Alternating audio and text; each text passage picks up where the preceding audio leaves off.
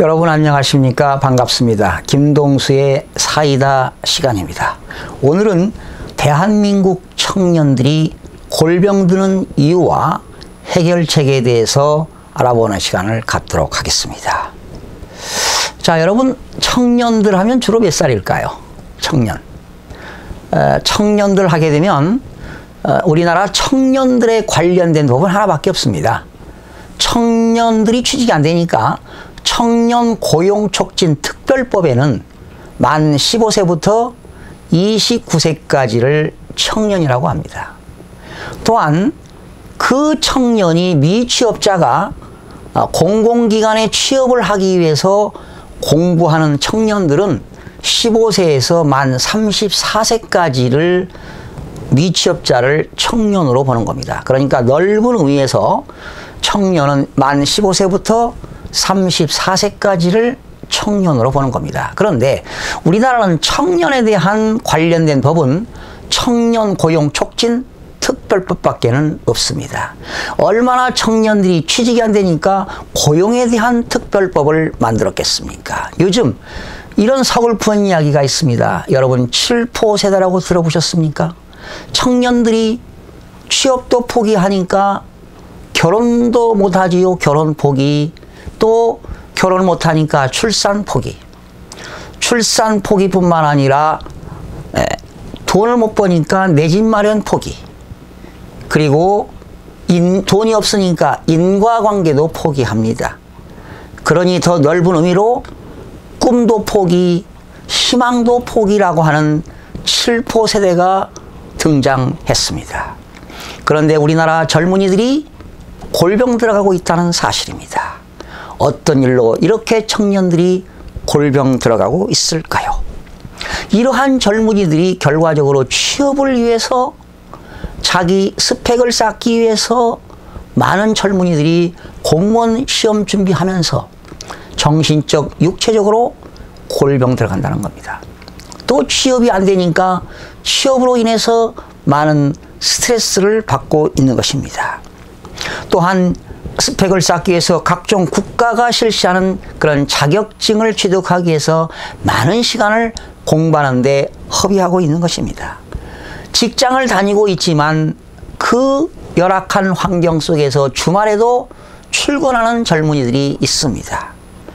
출근하지 않으면 돈벌이가 안 되니까 먹고 살고 먹고 살아가는 일이 팍팍해지기 때문에 눈물 머금고 출근을 해야 할 것입니다. 지금 이 세계는 더욱더 취업문이 좁아지고 있습니다. 그리고 취업을 하더라도 기업에서는 열정만을 강요하는 직장들도 많습니다. 그렇기 때문에 미래가 불안해지는 것이지요. 그런 불안한 탓에 육체적, 정신적으로 젊은이들이 신음하고 있습니다. 국민건강보험공단의 통계를 보니까요, 2015년 기준에 건강검진을 받은 젊은이들 20대, 30대가 370만 명 이상이 건강검진을 받았는데요. 거기에 34.9%에 해당하는 약 130만 명이 뇌혈관 질환이 의심됐다는 결과입니다. 또한 20대, 30대가 고혈압으로 의심되는 비율이 52.7%라는 사실입니다. 또한 당뇨병으로 의심되는 비율이 43.7%로 매년 증가하고 있다는 국민건강보험공단의 통계입니다.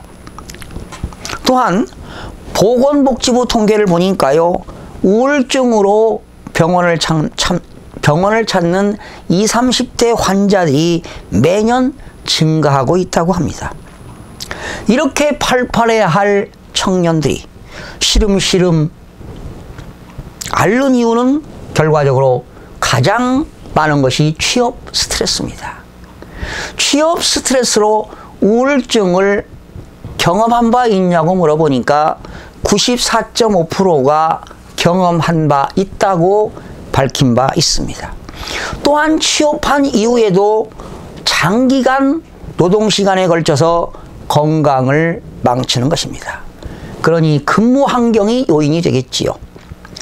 또한 청년들은 어렵게 취업한 이후에도 자기 자리를 지키기 위해서 노동권이 보장되지 않는 악조건을 감내해 가면서 또는 선배가 술자리를 강요해도 마다하지 않고 술자리에 늦은 시간까지 참석하고 그런 스트레스를 받고 있습니다.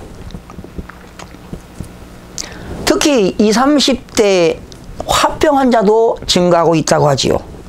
취업 문제, 결혼 문제, 직장 생활 스트레스 문제로 직장인 10명 중 9명이 화병으로 탈모까지 발생하고 있다는 사실 아니겠습니까?